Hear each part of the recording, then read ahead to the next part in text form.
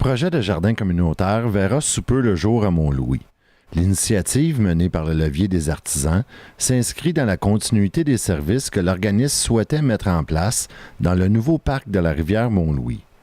Dans un objectif de favoriser le développement de l'autonomie alimentaire, le Levier des artisans rendra disponibles des parcelles de jardin qui pourront être cultivées par la population. L'organisme est d'ailleurs en pleine période de recrutement pour trouver des personnes qui seraient intéressées à cultiver une parcelle. Emma Desjean, porte-parole de l'organisme, précise le concept de jardin communautaire qui sera implanté. Un jardin communautaire, c'est un jardin qui est partagé, en fait. Il peut prendre différentes formes, que ce soit vraiment plusieurs personnes qui cultivent les mêmes choses ensemble ou des parcelles individuelles de jardin que les gens peuvent venir cultiver s'ils n'ont pas l'espace chez eux ou les bons climats.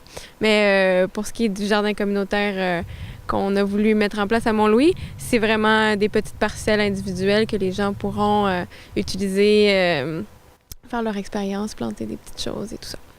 L'emplacement qui a été choisi pour mettre en place le jardin communautaire offre de nombreux avantages, comme l'explique Emma Desjean. Bien, il y a différents avantages. On est dans une région, en tout cas dans un village où il y a un bord de mer puis une vallée. Dans la vallée, le climat est souvent plus propice à la plantation de légumes et tout ça parce qu'il y a un microclimat avantageux du fait qu'on est caché des vents et tout ça. Sinon, ben nous, c'est un jardin qui, ça fait longtemps ici, qui est cultivé, soit par des différents propriétaires qui avaient ce lieu-là avant, puis qui a été tout déroché. Nous, on l'a amendé aussi, on y a ajouté du fumier, tout ça. Fait que ça peut être un des avantages, là, c'est que la terre est prête à être cultivée. Puis, autre avantage, ben, c'est de partager un espace avec d'autres gens qui ont envie de jardiner. Donc, il peut y avoir plus d'échanges, là, au niveau des trucs et tout ça, puis briser un peu peut-être l'isolement de certaines personnes ou, bon, ce genre d'avantage. Les responsables de l'initiative misent sur une formule de coopération entre les participants afin de préparer le jardin en vue de la semence, ainsi que l'entretien qui devra être fait au cours de la saison estivale. Bien, en fait, comment on aimerait fonctionner? Il y a des choses qui se feraient par corvée, donc tous les utilisateurs du jardin ou ceux qui aimeraient donner un coup de main, pas besoin d'être utilisateurs du jardin par ailleurs. Il y a d'autres choses sur le site. Il y a des fruitiers qui sont à usage aussi, que tout le monde peut venir cueillir les fruits. Il y a un petit parc que les gens peuvent profiter de cet espace-là. Donc, on invite les gens à venir à certaines corvées, comme la préparation des parcelles, la séparation, des petits lots, des petits travaux d'aménagement. Peut-être, c'est ça, il y a différents trucs qui viendront.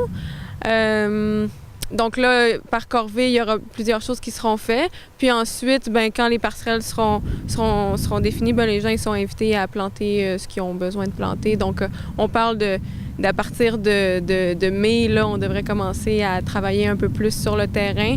Puis, ben, c'est sûr qu'il y a des choses qui peuvent se planter plus début mi-juin.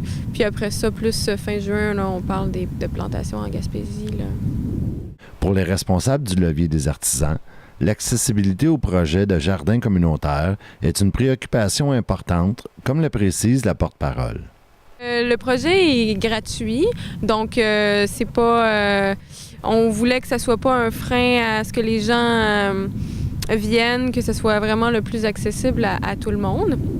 Après, on compte vraiment sur les participants pour justement venir donner un coup de main dans les corvées, tout ça. Puis si on décide avec tous les utilisateurs des jardins de faire des achats X de je sais pas moi, d'outils ou quelque chose, bien après, on s'en parle entre nous puis on s'organise. Mais pour participer au jardin, de base, il n'y a pas de frais de coût reliés, là.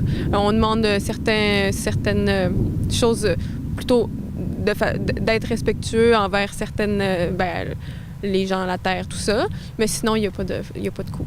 Dans le fond, si il y a des gens qui seraient intéressés à venir travailler la terre ici, ils ont juste à contacter le Levier des artisans, soit via la page Facebook, Levier des artisans, soit via un numéro de téléphone qui est le 418-904-9366, qui est mon numéro de téléphone, donc les gens peuvent m'appeler.